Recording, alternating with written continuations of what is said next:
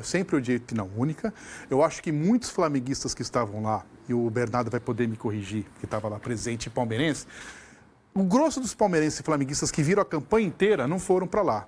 E muitas pessoas que não viram um jogo do Flamengo, nem um jogo do Palmeiras, mas têm condições financeiras, fizeram viagem de volta e viram um jogo que o cara que acompanhou a campanha inteira do time dele não viu a final. Eu acho isso triste. Certos flamenguistas se reuniram no Rio de Janeiro, alguns foram inclusive ao Maracanã para conseguir assistir o jogo. Tinham alguns telões montados no Maracanã. Os palmeirenses, tradicionalmente, se reúnem nos arredores ali do Allianz Parque. O que é que o Palmeiras fez para esses torcedores que permaneceram em São Paulo? Nada. Nada. Absolutamente nem abriu o estádio. Nada. Nem abriu o estádio, que era Triste. Que era a sugestão que poderia acontecer. O que custaria o Palmeiras abrir o Allianz Parque, já que o preço das passagens, quando o Palmeiras se classificou à final, girava em torno de 8 a 10 mil reais. Claramente, a maior parte da população não teria dinheiro para viajar ali e assistir ao jogo. Todo mundo que mora em São Paulo ou conhece parte da torcida do Palmeiras sabia que a maior concentração de palmeirenses iria se dar ali nos arredores do Allianz Parque. O que houve? Muita gente amontoada, confusão e o Palmeiras lava as mãos. O Palmeiras não teve uma ação para, pelo menos, abraçar esses torcedores que claramente não podiam, por N motivos, estar em Lima. Ou seja, só importam aqueles torcedores que compraram ingresso e viajaram até lá. Os que ficaram aqui, se virem. O Bravo. Ele é muito bom. Aí a festa que acabou invadindo, né, as ruas do Rio. Tinha até caveirão ali, olha lá. Olha o caveirão lá. E o Flamengo desfilou. Obviamente, Léo, não foi só aqui em São Paulo que teve confusão, porque lá teve também. Ah, com certeza. Eles não podiam imaginar que ia ter muita gente na rua, né? Então eles não se previnem, né?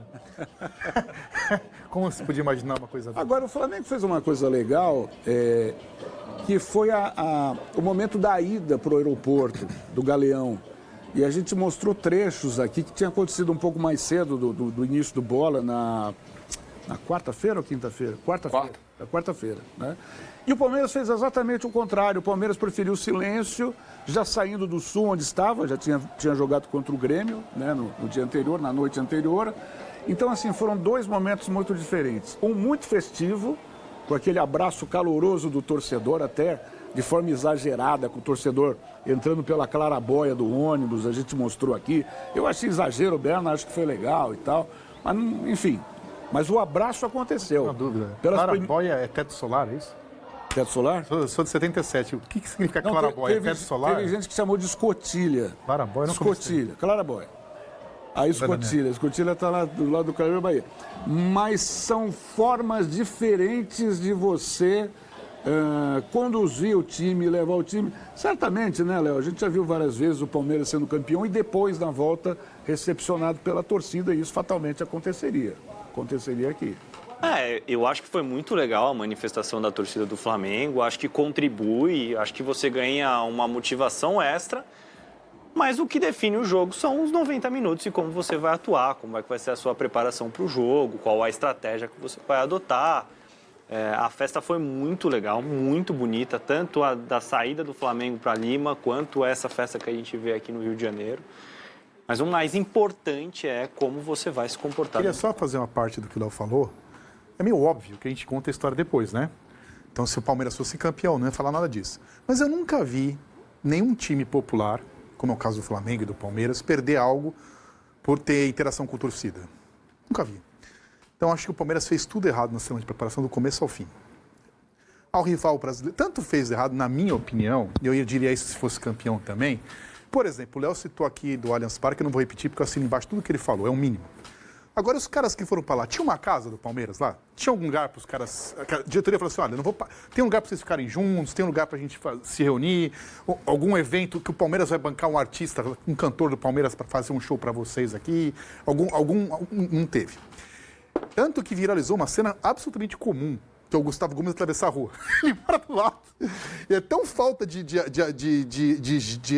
interação que o cara atravessar a rua para ir daqui a 10 metros virou assunto. E assim, eu acho que o Palmeiras não soube tratar a sua gente do começo ao fim. O Flamengo tem mais mídia que o Palmeiras, tem mais mídia que o Palmeiras, ia ter mais oba-oba, né? Agora, o palmeirense, acho que queria ter participado mais. Não acho que o Palmeiras tem mais chance de ser campeão brasileiro ou menos. e campeão da Libertadores se tivesse feito um grande evento. Não acho que isso decidiu nada. Mas não ia atrapalhar em nada, dizer que ia perder o foco, a concentração. E o cara entender que ele não joga só por dinheiro, que tem cara lá que vai se matar. Você muda o Palmeiras e Flamengo e põe o seu time de coração, não importa. É igual, a lógica. Acho que não faz mal para ninguém o cara se humanizar um pouco, né? Eu acho que o Palmeiras foi... Futebol tem que ser profissional, não é para ser várzea. Mas um pouco de várzea, um pouco de sentimento amador, no sentido amador do termo. Amador de amar, não estritamente profissional, eu acho que faltou ao Palmeiras. Ao jeito de conduzir do seu treinador, que várias declarações, minimizou derrota para o maior rival em clássico, como se isso não doesse na torcida, minimizou várias coisas que mexem com o sentimento da torcida. O Palmeiras só é grande, não é por causa do Abel, é por causa de 16, 15, 14, eu não sei qual a pesquisa de torcida, de milhões de pessoas. Mas aí é o seguinte, ô Vitão, eu tô falando bem claro se que eu o não torço pro Palmeiras tivesse vencido, a gente estaria com uma narrativa diferente, então, mas assim, uma argumentação diferente. Não, porque um dos meus bordões é viva a memória. Vocês podem não concordar comigo, agora eu tento ser coerente com o que eu penso. Não, mas imagina, não acho que o Flamengo ganhou por isso. Vitor Roque deu o título para o Palmeiras nessa decisão que nós tivemos aqui. Você não acha que os argumentos seriam não, eu não acho que o Palmeiras teria ganho por ter rifado o jogo contra o Grêmio. Não acho, falei isso antes. Eu seria oportunista se falasse agora. Eu escrevi antes do jogo. Eu acho oportunista quando você muda o discurso quando ganha. A gente criticou, eu critiquei muito o Palmeiras de ter rifado o jogo que vai incidir na quarta-feira com o resultado do Campeonato Brasileiro. Com relação a uma decisão de jogo único, que depende de uma bola só, eu acho que a gente não tem tanta certeza. O Léo vai falar mais. Uma bola só, acho que o Palmeiras jogou com 3 zagueiros, tomou um gol de cabeça na área que não subiu ninguém.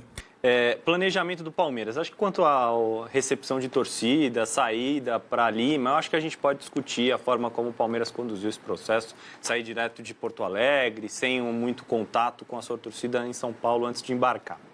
Quanto à estratégia do Abel, dadas as condições das últimas rodadas do Campeonato Brasileiro, especificamente do jogo contra o Grêmio, eu acho que a estratégia foi correta. O Palmeiras vinha jogando muito mal, não havia a certeza de que o Palmeiras venceria o Grêmio em Porto Alegre com o time titular. O Palmeiras vinha de data FIFA, em que claramente alguns jogadores se reapresentaram em níveis físicos e técnicos diferentes. Houve uma queda no rendimento do Palmeiras, então era importante ter uma semana livre para trabalhar esse jogo.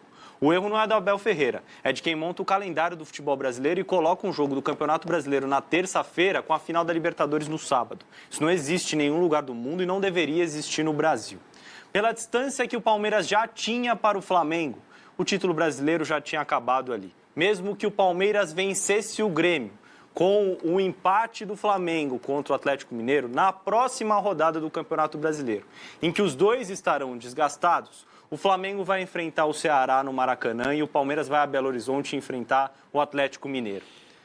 Olhando para o jogo fora de casa para o Palmeiras e em casa para o Flamengo, pelo adversário que o Flamengo tem, pelo adversário que o Palmeiras tem, a probabilidade maior é do Palmeiras deixar pontos pelo caminho e do Flamengo confirmar e vencer o jogo. Se o Palmeiras tivesse vencido com o time titular o Grêmio na partida em Porto Alegre, o jogo chegaria com uma diferença de 2 pontos, certo? Uhum. Se o Palmeiras deixar pontos pelo caminho e o Flamengo vencer o Ceará no meio de semana agora, mesmo com a vitória contra o Grêmio, o Flamengo será campeão. Ou seja, não vai adiantar nada o Palmeiras colocar o time titular contra o Grêmio em Porto Alegre. Então, para mim, a estratégia foi correta. O Palmeiras batalhava pelo título da Libertadores. Era a chance que restava ao Palmeiras naquele momento da temporada.